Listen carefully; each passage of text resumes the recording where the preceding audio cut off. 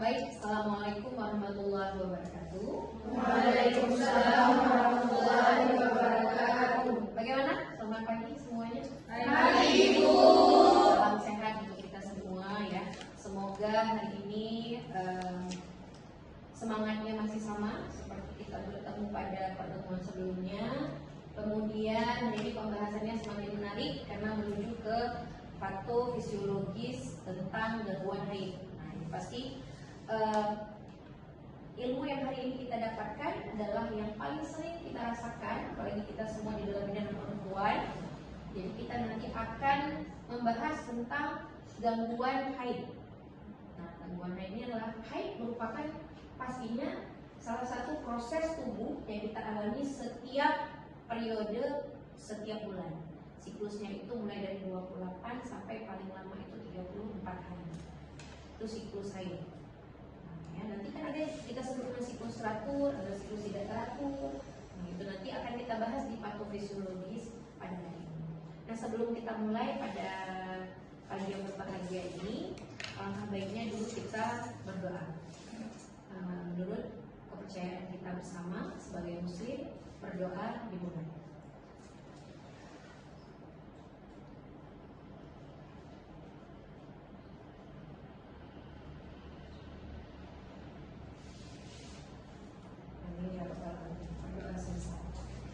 Baik, untuk absensinya pada hari ini nanti akan saya kirimkan bentuk Google Form yang memudahkan kalian untuk absen, kemudian buat keterangan, dan kalau boleh nanti diberikan sedikit kritik dan saran kepada Ibu untuk pembelajaran kita pada hari ini. Baik, kita mulai saja. Untuk hari ini kita membahas tentang patofisiologis dan identifikasi kritis penyimpangan yang berbentuk gangguan haid pada wanita. Haid ini terjadi pada wanita. Pada penyakit terjadi? Jelas struktur tubuh yang berbeda, fungsi tubuh yang berbeda, serta sistem organ yang berbeda. Sehingga itu perbedaannya kenapa haid ini hanya terjadi pada wanita. Nah, kemudian di sini kita bahas tentang mekanisme dasar, klasifikasi patofisiologis, identifikasi kritis dalam asuhan kebidanan. Itu yang paling penting.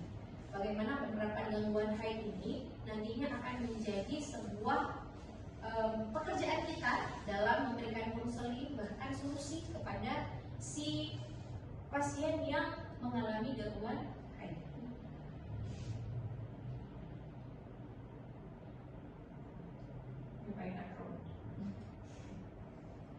Oke, untuk pendahuluannya, definisi dari patofisiologis itu sendiri adalah di mana ovulasi atau menstruasi atau kita sebut dengan haid adalah pelepasan lapisan endometrium secara periodik. Itu tadi, kenapa secara periodik? Karena dia teratur selama seperbulan sekali. Akibat penurunan kadar hormon estrogen dan progesteron pada akhir fase luteal. Luteal itu dimana matangnya sel ovum, ya.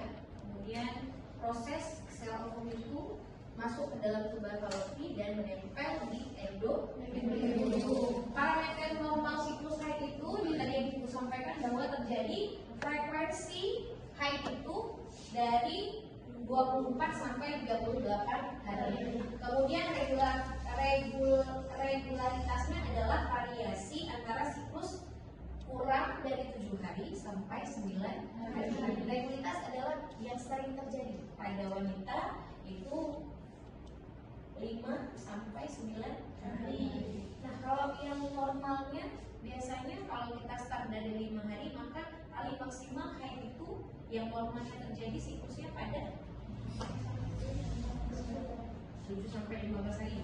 Mulai dari 5 tadi berarti sampai 15 hari. Ya, karena kalau dalam Islam saja lebih dari 15 hari kita harus mengecek ataupun melakukan pemeriksaan diri apakah normal atau tidak haid yang sudah kita alami lebih dari 15 hari. Kemudian durasinya itu bisa 4 sampai 8 hari tadi kita bilang yang regular itu yang sering terjadi. Kemudian volumenya itu bisa 5 sampai 80 ml. Kalau lebih dianggap berlebihan. Nah, itu juga nanti akan menjadi salah satu poin gangguan. Nah, kemudian poin kritisnya adalah parameter di luar tentang normal ini memerlukan investigasi patofisiologis lebih lanjut sebagai dasar asuhan kebidanan yang tepat. Patofisiologis itu artinya kalian harus tahu bagaimana jalan ataupun alur sehingga kenapa dari normal ini bisa terjadi komplikasi, dari normal kenapa bisa ini menjadi abnormal. Ya. Kemudian yang harus kita ketahui klasifikasi dari gangguan haid ini. Nah, dia ada kelainan frekuensi atau lokalitas. Kelainan itu terjadi satu, oligomenorea. Oligomenorea itu adalah siklusnya lebih dari 38 hari. Nah, kalau tadi kita sudah bilang dari 15 hari saja sudah berbahaya, bagaimana jika terjadi 38 hari? Ya, kemudian ada polimenorea. Itu terjadi siklusnya kurang dari 24 hari. Ada juga namanya amenorea. Amenorea ini tidak haid. Tidak haid sampai hingga usia 16 tahun. Jadi remaja yang tidak haid sampai 16 tahun itu masuk dalam gangguan haid dengan klasifikasinya amenorea. Nah, amenorea sekunder itu tidak haid lebih dari 3 bulan dan terjadi berulang. Nah, kalau sekunder itu artinya kita sudah pernah haid, tapi tiba-tiba kita tidak haid 3 bulan. Kemudian haid lagi, kemudian tidak haid lagi. Nah, itu amenorea sekunder. Kemudian kelainan volume dan durasi. Bisa jadi hipermenorea atau menorragia, di mana volume darahnya itu yang keluar dari haid lebih dari 80 ml dan durasinya lebih dari 8 hari. Kemudian ada hipomenorea, volume sangat sedikit atau kurang dari 5 ml. Ini kelainan-kelainan yang terjadi ini, ada nggak salah satu yang terjadi pada kalian? Ada. Oleh siapa? Oleh siapa? Please. Pernah terjadi? Kawan. Oke, teman, kamu pengalaman punya teman ya? Masuk? Haidnya bahkan 6 bulan sekali. Haidnya 6 bulan sekali. Pernah haid tapi? Pernah. Kemudian haidnya 6 bulan sekali. Masuk kategori apa berarti? Amenorea sekunder. Amenorea sekunder. Ya, itu harus dilakukan pemeriksaan, harus dicek kesehatan. Karena nanti kedepannya akan kita lihat apa-apa saja nanti yang menjadi penyebab ataupun apa yang akan terjadi resiko selanjutnya pada pasien yang kalau terjadi amenorea baik itu primer maupun sekunder. Ya. Kelainan nyerinya dan gejala sistemiknya ada dysmenor primer. Tadi balik masuk ke dysmenor. Dysmenor primer sama dysmenor sekunder. Dysmenor itu apa nih? Ya, nyeri yang dirasakan ketika kita haid.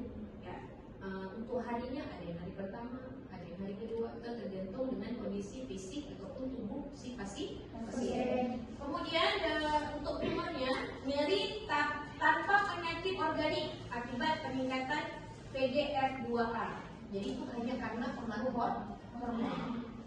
Ya, kalau yang primer itu terjadinya tanpa ada penyakit bawaan, misalnya dia tidak punya kista, tidak punya endometriosis, memang alamiah tubuh terjadi nyeri tubuh. Itu namanya dysmenorrhea primer. Yang sekunder itu nyerinya akibat penyakit organik. Itu dia. Contohnya seperti endometriosis, myoma, atau PID. PID itu pelvic inflammatory disease, radang panggul. Ya, itu kemungkinan terjadi untuk dysmenor sekunder. Kemudian ada PMS, premenstruasi syndrome, gejala fisik dan emosional fase luteal. PMS itu yang kita sering-sering memiliki PMS ya. Kepanjangannya adalah premenstruasi syndrome. Ya, ini haid, ini biasa kita terjadi. Fisiologis umum itu terjadi pada 3 organ. Yang pertama hipotalamus, hipofisis, ovarium. Nah, 3 organ ini yang bekerja untuk mengendalikan atau mengontrol terjadinya menstruasi atau haid. Nah, hipotalamus letaknya di mana? Ya, silakan. di otak bagian frontal, bagian depan. Kemudian ada hipofisis. Hipofisis itu ada bentuknya kelenjar. Dia juga mengontrol atau bekerja sama dengan hipotalamus untuk memberi respon ataupun sinyal ke ovarium. Begitu juga sebaliknya. Ovarium memberikan alarm, halo, ini sudah masuk ke bulan kedua, mau menstruasi, sudah masuk tanggal, sehingga ovarium memberikan respon ke si hipotalamus dan hipofisis, sehingga terjadilah menstruasi. Makanya kita mulai tahu, wah ini mau mens, ini tanggal mau haid, ya. Kemudian gangguan sinyal, ini kalau terjadi patofisiologis berarti terjadi gangguannya. Ya tadi yang normalnya seperti itu, tapi ini terjadi gangguan. Gangguannya di mana? Ternyata sinyal hormon DNRH menuju FSH dan LH tidak adekuat.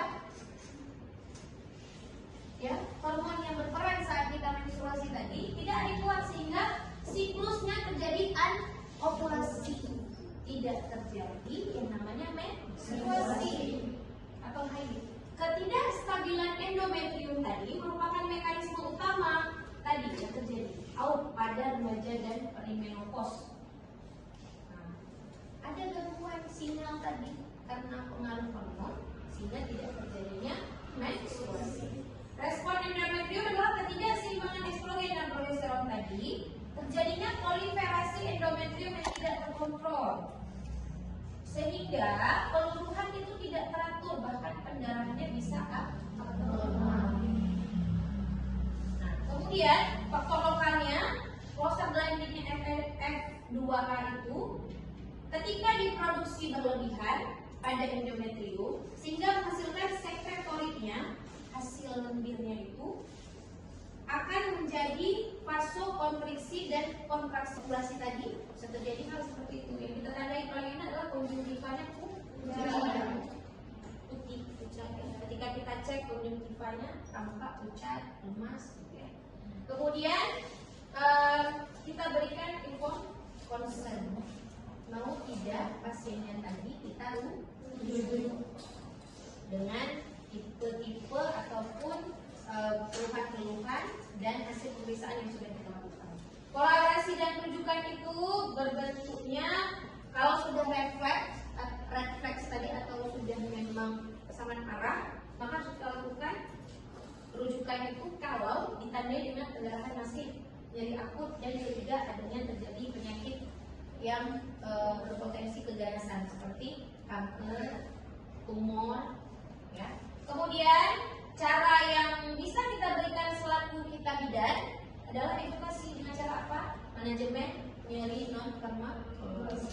Manajemen tadi kita sudah belajar kemarin bagaimana cara mengelola nyeri tadi, bisa bentuknya yang non farmakologis. Yang farmakologis berarti bentuknya pemberian obat. Kalau non farmakologis bisa berbentuk terapi, terapinya bentuk pijatan atau akupressure, ya. Kemudian bisa dalam bentuk hipno seperti yoga dan sebagainya, itu bentuk dari non farmakologi. Kalau di sini bisa diberikan contoh seperti kompres hangat dan relaksasi. Farmakologisnya bisa menggunakan obat, dan pentingnya adalah pencatatan siklus haid secara rutin. Kalau bisa ada kalender. Ya, kalau bisa remaja itu dikasih setiap kalender itu di rumah, coba dikasihkan catatan. Karena berapa dia haid, jadi dia bisa mengukur siklus haidnya. Oke, itu untuk remaja apabila dia baru pertama haid. Ya. Kalau pada ibu yang sudah pernah haid, kemudian mengalami gangguan yang tadi kita sebut dengan amenorrhea sekunder, kemudian ditambah lagi dengan dysmenor sekunder. Nah, ini harus diperhatikan, harus betul-betul ibunya ingat, lihat di kalender.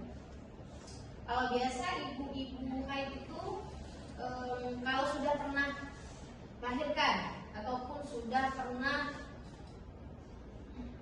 punya penyakit kronis, itu kira-kira kalau dia terkena yang namanya dysmenorrhea sekunder tadi, haidnya itu bisa terjadi amenorrea sekunder. Kira-kira jika ibu tadi mengalami hal tersebut, boleh nggak kita sepelekan untuk nggak apa-apa bu, kita lihat untuk bulan depan apakah teratur bagaimana? Kalau kita udah ketemu deteksinya di awal, udah nampak nih ada tanda-tanda amenorrea sekunder ditambah dengan dismenor sekunder, apa yang harus kita lakukan? Harus rujuk langsung.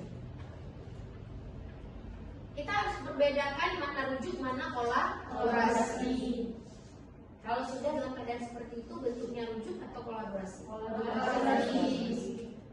Artinya kita minta si ibu tadi datang dulu ke dokter untuk memeriksakan secara lengkap dulu apa yang sudah disampaikan oleh kita. Coba lihat apakah ada potensi penyakit yang ganas di dalam organ reproduksinya. Itu harus dulu sangat dikaji oleh pasien. Nah, kesimpulannya adalah gangguan haid ini bukan sekedar hal biasa, tidak bisa kita sepelekan.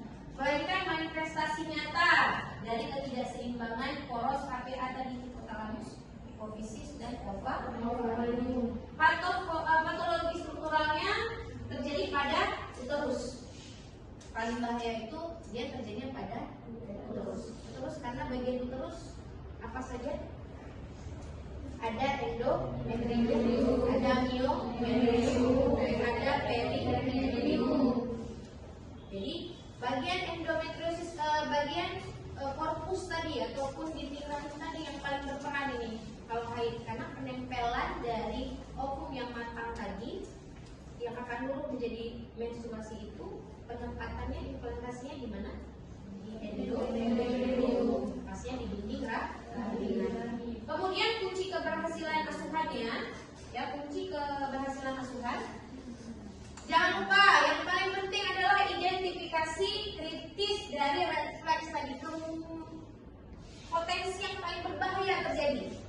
Kita harus tahu sampai ke situ. Kemudian rujukan dan intervensinya harus tepat waktu. Kayak bilang tadi, kalau sudah kita notice ataupun sudah kita bisa lihat dari awal dia sudah punya gejala menuju ke situ, maka harus segera kita lakukan kolaborasi. Segera kita rujuk. Rujuk itu berupa tindakan yang kita minta ibunya untuk ke objin. Kolaborasi adalah kita juga kalau bisa mendampingi si ibu ke objin tersebut supaya kita juga bisa tahu bagaimana kondisi kesehatan si perempuan tadi, baik ibu maupun remaja tadi. Ya.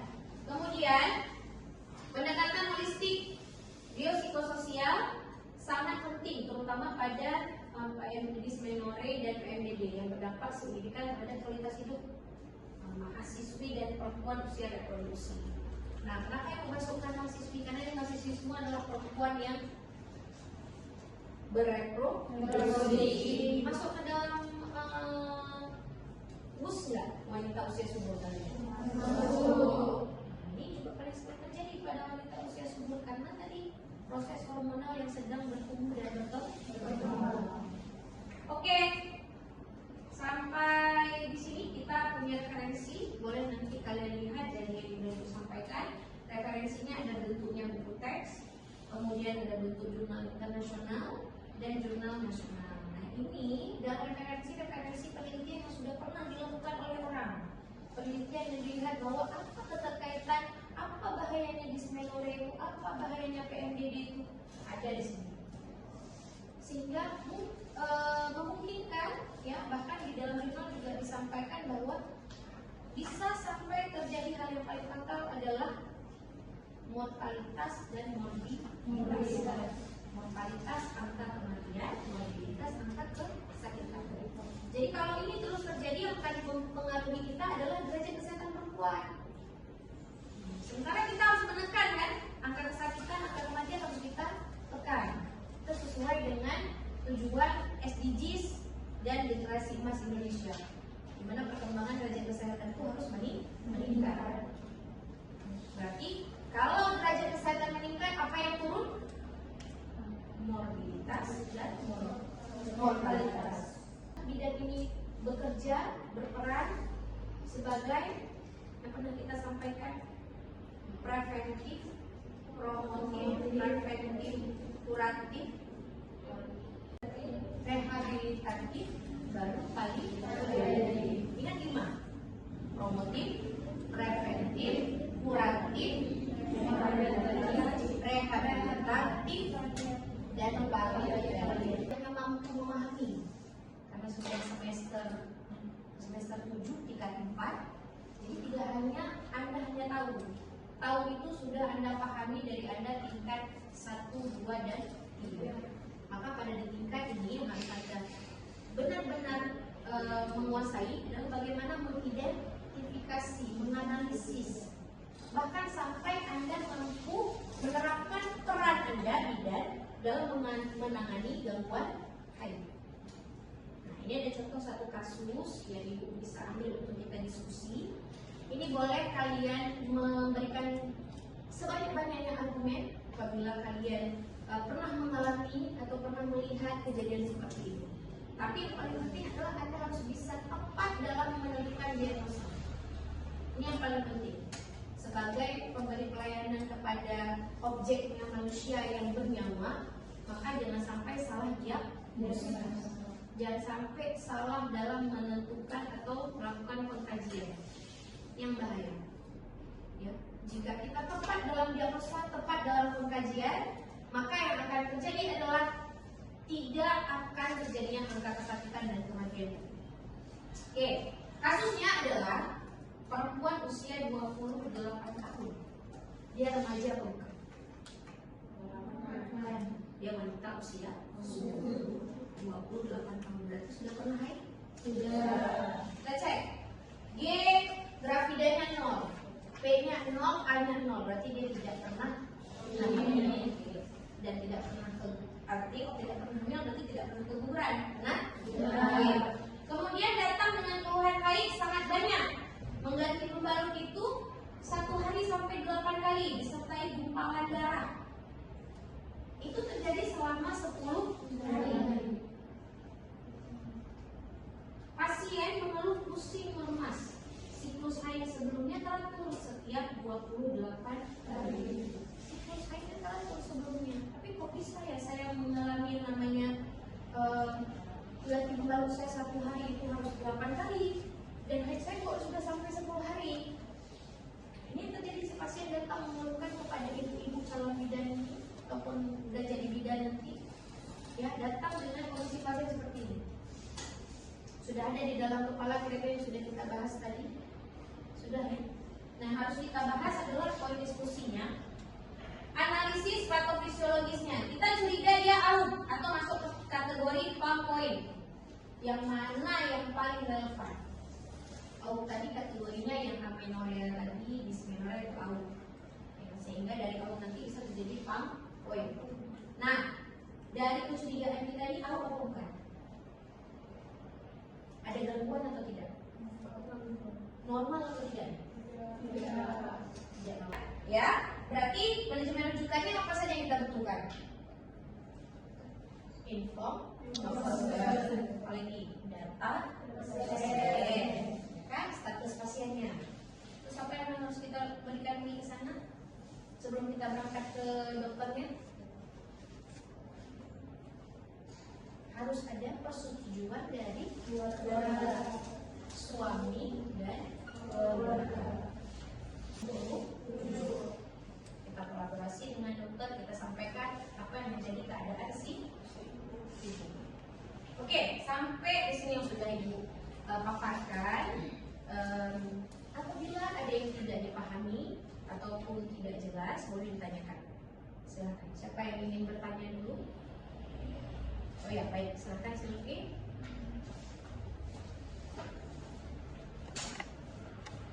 Sebelumnya terima kasih kepada Ibu yang sudah mempersilahkan saya untuk menanyakan pertanyaan yang saat ini saya telah mengerti. Sebelumnya perkenalkan, nama saya Silvi Injani. Dari materi yang telah Ibu paparkan, Silvi mau tanya tentang apa faktor penyebab terjadinya amenorrhea primer pada anak. Sekian pertanyaan dari Silvi. Terima kasih kepada Ibu dan teman-teman semua. Baik, terima kasih Silvi. Kasih tepuk tangan dulu pertanyaannya dari kita. Ya, apa penyebab bisa terjadinya amenorrhea primer? Amenorrhea primer tadi balik lagi apa pengertiannya? Tidak terjadi haid karena faktor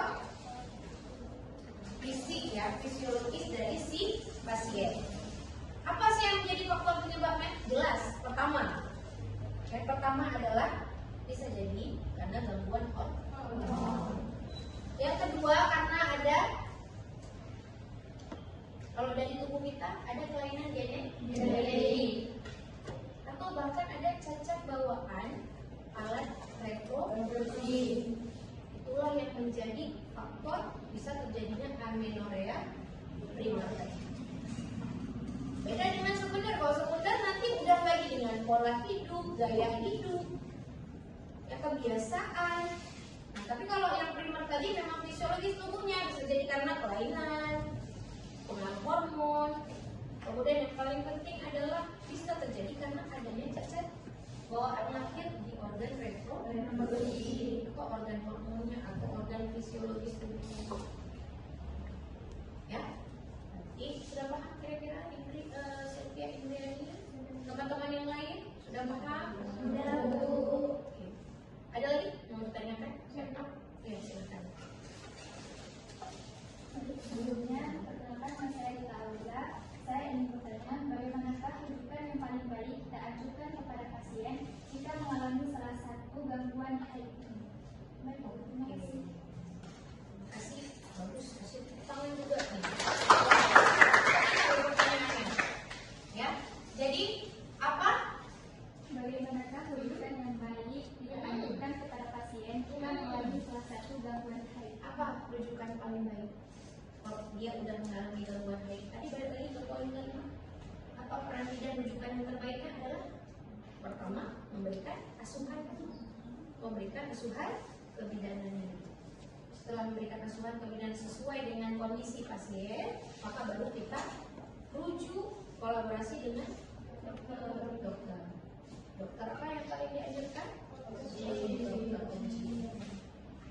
Begitu rujukan yang cepat, rujukan harus cepat. Begitu kita terima diagnosa, kita langsung bisa menentukan ini sudah kita kaji arahnya kemari. Maka jangan tunggu lama. Karena kenapa?